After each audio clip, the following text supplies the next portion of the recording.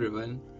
In this video, I'm going to replace the power supply brick of the original Xbox One, the 2013 version, with the ATX power supply that is mostly used in PCs. They are widely available and make for a better replacement than trying to find a knockoff power supply for the Xbox One, which may eventually fail down the line. And I'm going to show you exactly what I do, along with some connection diagrams that you might find helpful. And it's actually not a complex or a difficult task to do, but you are dealing with a pretty high amount of current.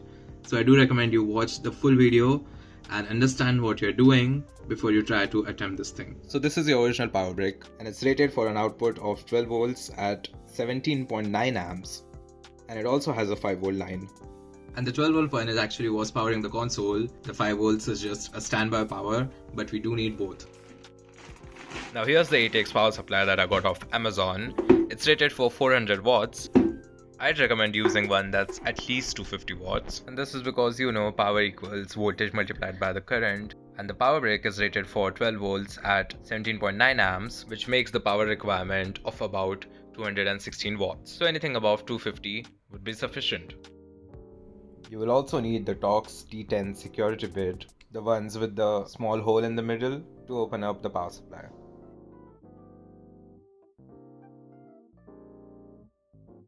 After opening up the lid, you would want to disconnect these two wires which connect to the fan. Now here you would see a bunch of wires that go out of the power brick and into the connector that we plug into the Xbox. And these are the ones that we are interested in. It might be marked up on your PCB, but these two yellow wires carry the 12 volt positive.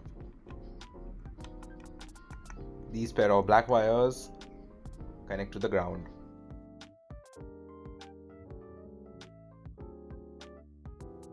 The red one is for the standby 5 volt power, and as the name suggests, it supplies a standby voltage to the Xbox One. And what happens is, when we press the power button on the Xbox One, the standby 5 volts shorted out with this grey wire that has the ground for the 5 volts, and these two wires are the ones that tells the power brick that it's time to turn on the 12 volts power line.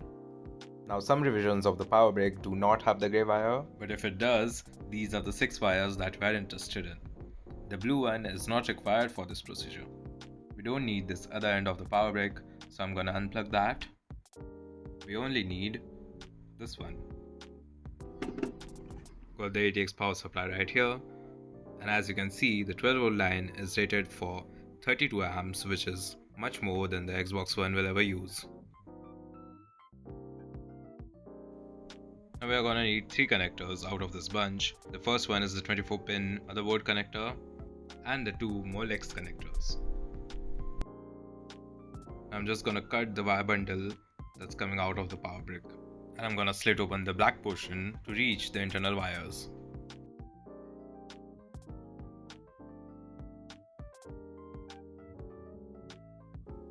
And like I said, the blue wire is not needed, so I'm just gonna twist it down. The next step is going to be pretty simple, because now you know what these wires do. Now what I'm gonna do is that I'm going to take these 2 Molex connectors and I'm going to cut one yellow and one black from each of them. We'll also need to do a few connections on the 24 pin connector, which I'll show you in a bit. So let's first strip off the wires from the power brick.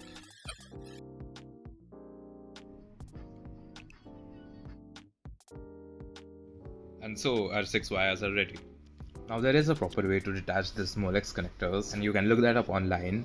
It has a couple of pins that you want to press inwards and then pull out the wires. What I would not recommend you do is trying to shove the wires directly into the connectors, because if it's a loose connection, it might cause a spark and the connector can burn out, which can potentially damage the ATX power supply, or it might even cause a fire.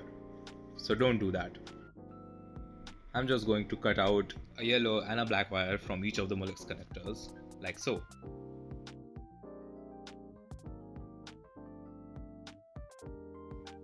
Now what I'm going to do is that I'm going to twist together each one of the black wires from the Xbox connector with one from the Molex connectors. And I'm also going to use some insulation tape on that to keep it from touching any other wires, which may cause a short as well. Now you're gonna need to do the same thing for the yellow wires as well. So twist up together one of the yellow wires coming out of the Xbox connector with one from the Molex connectors.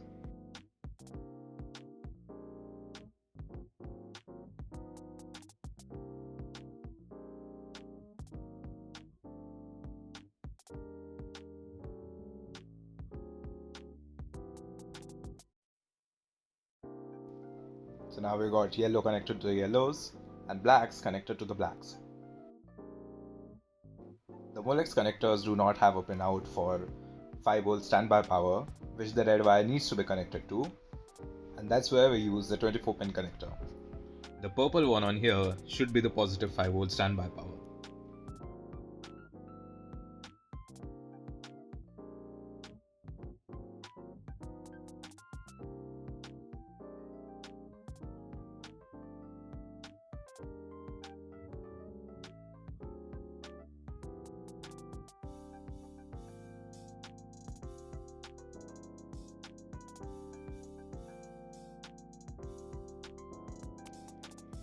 Now let's get the grey wire, and you can connect this to any of the black wires from the 24-pin connector.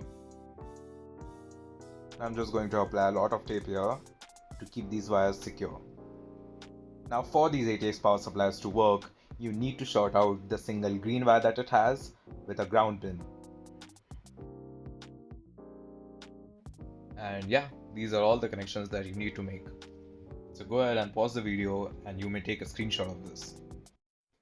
Just making sure all the connections are in the right places. And yeah, it seems it is. Let's finally test this out.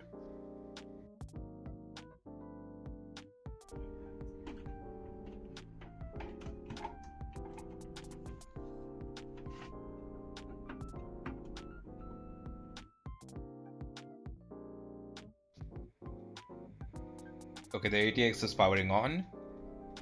Now let's finally plug it into our Xbox One.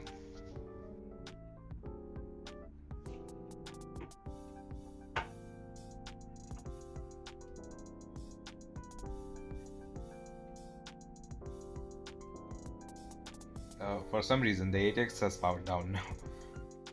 Let's turn everything off and let's just try it again. I just hope I didn't destroy the ATX itself.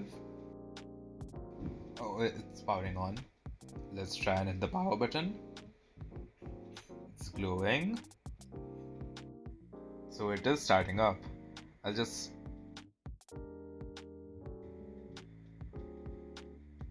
plug in the HDMI now.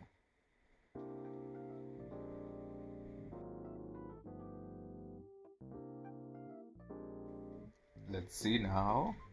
Oh! I think it worked. Yes, it's working.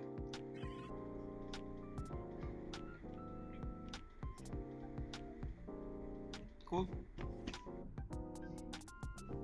I'll try connecting the old controller that I have. You know, if you have any doubts about this procedure, just comment down below and I'll be happy to help you out. So yeah, let me know if you find this video helpful and if you do try it out yourself. And thanks for watching.